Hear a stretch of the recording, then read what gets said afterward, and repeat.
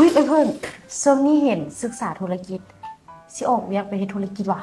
โอ้ยบ่ขนาดนั้นเพียงแต่อยากหารายได้เสริมเลยว่าสิเฮ็ดธุรกิจออนไลน์นำอู้คักแท้แต่เศรษฐกิจแบบนี้เอาเงินเก็บไปลงทุนมันสิบ่เสี่ยงโพดว่ะบ่คือพวกเราเป็นพนักงาน พวกเราก็ต้องใช้สินเชื่อพนักงานเลยเนาะเงินเดือนก็ได้ เงินลงทุนก็มี เงินเก็บก็ยังคือเก่าคือดีแท้มีบอลให้ยืมหวะมีตัวสถาบันการเงินสัพพวีเห็นเด้เพิ่นปล่อยสินเชื่อให้กับพนักงานนี่เด้เปลี่ยนเงินเดือนให้เป็นเงินก้อนกู้ได้สูงสุด10เท่าของเงินเดือนพุ่นได้ดอกเบี้ยก็บ่ได้สูงถ้าเทียบกับกำไรที่ได้จากธุรกิจหั่นนะ โอ้ถ้ามีแบบนี้ก็ดีตัว แม่นดี ข่อยก็อยากเฮ็ดธุรกิจคือกันถ้าแต่เงินเดือนบ่พอใช้ดอกเด้